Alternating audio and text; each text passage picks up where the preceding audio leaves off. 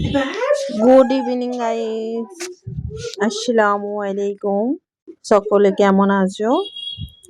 কাছে এবং দূরে, দেশ এবং দেশের বাইরে, যে যেখান থেকে আমার ভিডিওটা দেখছো, আশা করছি সকলে ভালো আছো। আলহামদুলিল্লাহ, আমরা সকলে ভালো আছি।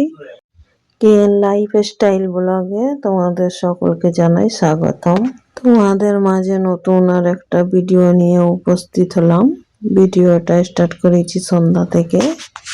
এখন আমরা খাবো মুড়ি মাখানো। মুড়ি মাখিয়েছি দেখো, মটর, চানাচুর, পেঁয়াজ সবকিছু দিয়ে খুব টেস্টি একটা মুড়ি মাখিয়ে নিয়ে খাওয়া দাওয়া করে নিলাম।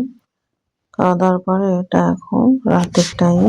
এখানে এবারে রাতের বেলা দেখো, এখানে আমাদের বিট্টু শুয়ে পড়েছে সোয়েটার পরে। এতটাই ঠান্ডা যে ও সোয়েটার পরছে, দেখো বালিশে শুয়ে আছে। ও ঘুম এসে গেছে, ওকে ঘুম পাড়ানো হচ্ছে।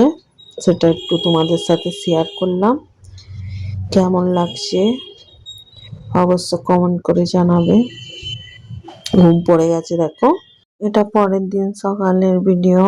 গুড মর্নিং সকলকে। চলো তোমরা পুরো ভিডিও দেখবে, স্কিপ করবে না। আশা করছি তোমাদেরকে ভালো লাগবে।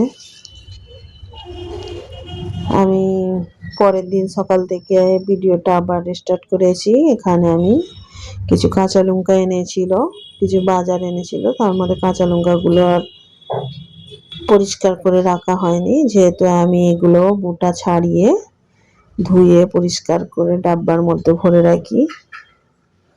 চলো এখন এগুলো করে নিচ্ছি। দেখতেই পাচ্ছ তোমরা, এইগুলো আমি এইভাবে ছাড়িয়ে ধুয়ে পরিষ্কার করে ডাব্বার মধ্যে ভরে রাখবো। এটা অনেক দিন চলবে, খারাপও হয় না। আজকে তোমাদের সাথে একটু রেসিপি শেয়ার করব। ঠান্ডা তো প্রচুর এখানে। তোমরা কে কোথা থেকে দেখছো অবশ্য কমেন্টে জানিও, এবং কাদের কোথায় কিরকম ঠান্ডা কমেন্ট করে জানাবে। এখন আমি বানাবো মটরশুঁটির পোলাও, যেহেতু এখন শীতকাল, বাজারে মটরশুঁটি অ্যাভেলেবেল পাওয়া যাচ্ছে। এখন চলো মটরশুঁটির পোলাওটা বানানো শুরু করি। আমি কিভাবে মটরশুঁটির পোলাওটা বানাই সেটা তোমাদের সাথে শেয়ার করছি। তোমরা পুরো ভিডিও দেখবে, আশা করছি ভালো লাগবে, তবেই বুঝতে পারবে। কিন্তু খুবই সুস্বাদু হয়, বিরিয়ানির মতনই লাগে খেতে, শুধুই খাওয়া হয়ে যায় অবশ্য। চলো আমি আলু দেবো, আলু না দিলেও হয়, কিন্তু আমি আলুটাকে একটু নুন দিয়ে হলুদ দিয়ে, হালকা হলুদ দেবো, দিয়ে একটু ভেজে নিচ্ছি তেলে। এখানে আমি হাফ কেজি মতো মটরশুঁটি নিয়েছি। আলুগুলো ভাজা হয়ে গেছে, তুলে নিলাম, দেখতেই পাচ্ছ। এবার আমি পেঁয়াজ দিয়ে দিয়েছি। পেঁয়াজ দিয়ে পেঁয়াজটা একটু গোলাপি মতো হয়ে গেলে এবারে ওতে আমি দিয়ে দেবো টমেটো, দুটো তেজপাতা দিয়েছি, গোটা গরম মশলা দিয়েছি, একটা দালচিনি, দুটো এলাচ, লং, গোল সব দিয়েছি। দিয়ে দুটো টমেটো দিয়েছি, দিয়ে একটু ভালো করে আমি টমেটোটা যতক্ষণ না গলে যায় একটু কষিয়ে নিলাম। নিয়ে ওতে আমি মটরশুঁটিটা দিয়ে দিলাম।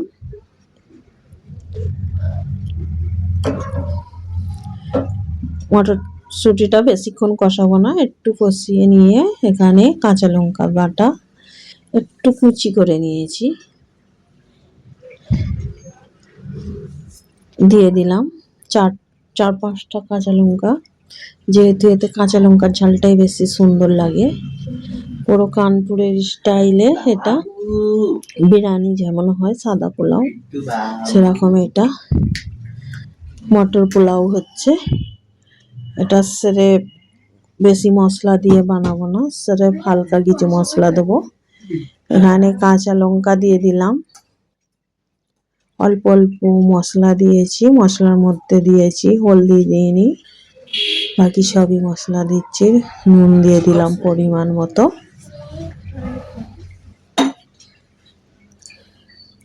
একটু ধনে গুঁড়ো দিলাম, একটু জিরে গুঁড়ো দিচ্ছি, একটু বিরিয়ানির মশলা দিয়ে দেবো, গরম মশলা, গুঁড়োনো। চলো সব দেওয়া হয়ে গেল। এবার একটু ভালো করে এবারে এটাকে কষিয়ে নিচ্ছি, নিয়ে এবারে ভালো করে পানি দিয়ে দেবো।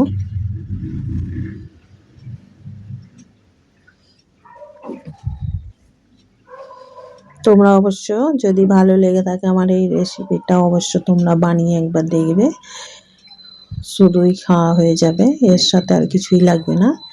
কিন্তু আমি এতে বানাবো চিকেন কষাইয়ের সাথে।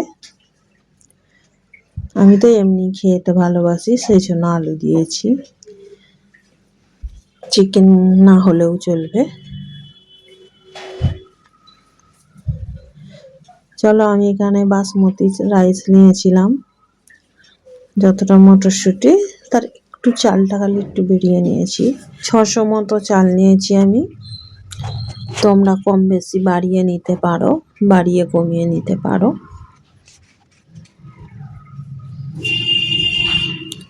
তাতে কোনো অসুবিধা হবে না।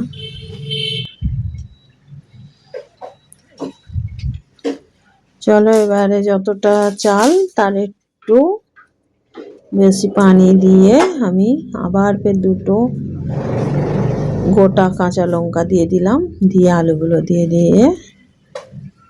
এবার ঢাকা দিয়ে দেব।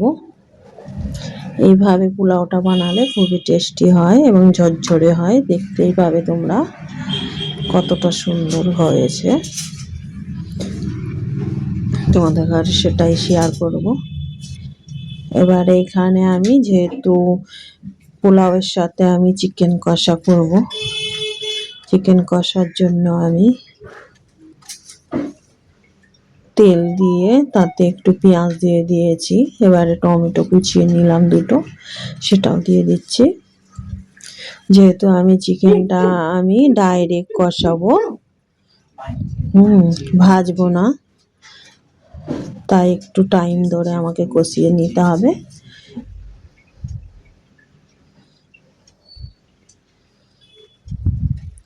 চলো, টমেটো দিয়ে একটু নুন দিয়ে দিয়েছিলাম, একটু গলে যেতে টমেটোটা। তারপরে আমি চিকেনগুলো এবারে একে একে দিয়ে নিচ্ছি। এখন কোনো মশলা দিইনি, যেহেতু তেলের উপরে একটু চিকেনটা কষিয়ে ওর গন্ধটা যাতে চলে যায় কষিয়ে নেব।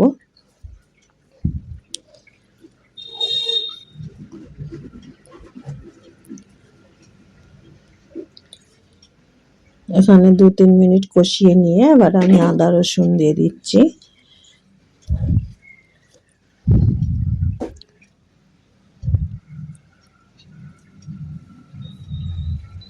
চলো, আমার এই রেসিপি তোমাদের ঘরে কতটা ভালো লাগলো অবশ্যই কমেন্ট করে জানাবে। এবং যারা এত দূর টানাক আমার ভিডিও দেখতে দেখতে চলে এসেছো, তাদেরকে অসংখ্য ধন্যবাদ। এবং কথার মধ্যে ভুল হয়ে থাকলে ক্ষমার দৃষ্টিতে তোমরা দেখো। এখানে আমি একটু কাশ্মীরি লাল লঙ্কার গুঁড়ো দিয়ে দিলাম, হলুদ গুঁড়ো, লঙ্কা গুঁড়ো, জিরে গুঁড়ো, ধনে গুঁড়ো, একটু গরম মশলা দিয়ে আদা রসুন দিয়েছি, নুন, সব কিছু দিয়ে এবার এটাকে ভালো করে আমি কষিয়ে নিয়েছি। নিয়ে পানি দিয়ে দিয়েছি, একটু বেশি পানি দিলাম, কেন এটা ভাজিনি, ডাইরেক্ট রান্না করেছি। যেহেতু এখানে হাড়বিহীন যে গোশগুলো সেগুলো সেদ্ধ হতে এমনি টাইম লাগে এবং শক্ত থাকলে খেতেও ভালো লাগে না, তাই একটু বেশি পানি দিয়ে সিদ্ধ করে নিয়েছি। আর এই ধারে দেখো আমার মটর পোলাওটা কত সুন্দর হয়েছে, ঝরঝরে একদম। আর এই ধারে চিকেন রান্নাটাও দেখো কত সুন্দর হয়েছে, পানিটাও অনেকটা কমে গেছে এবং মাখা মাখাই হয়েছে। চলো, আমরা গোসল করে চলে এসেছি, এবার খাওয়া দাওয়া করে নেব, পরিবেশন করে নিই, করে আমরা খাওয়া দাওয়া করে নিই। তোমাদের ঘরে ভিডিওটা কেমন লাগলো এবং আমার রেসিপিগুলো কীরকম লাগলো আমার লাইফস্টাইল ব্লগ কেমন লাগে অবশ্য কমেন্ট করে তোমরা জানাবে। আর যারা নতুন আমার ভিডিও দেখছো, যদি আমার ভিডিওর কোনো অংশ ভালো লেগে থাকে অবশ্য সাবস্ক্রাইব করে চ্যানেলটার পাশে থাকতে পারো এবং একটা করে লাইক করতে ভুলবে না, অবশ্যই একটা করে লাইক করে দেবে। চলো এখানে আমরা খাওয়া দাওয়া করি। একদম খেতে বহুত সুস্বাদু এবং ইয়াম্মি হয়েছিল। একটা সন্ধ্যার টাইম, দেখো আমাদের বিট্টুকে একটু তোমাদের সাথে শেয়ার করছি কিরকম ঠান্ডায়, দেখো কিরকম শুয়ে আছে, কমফোর্টের ভেতরে ঢুকে গেছে। চলো এখানে আমার ভিডিওটা এন্ড করলাম। খোদা হাফেজ।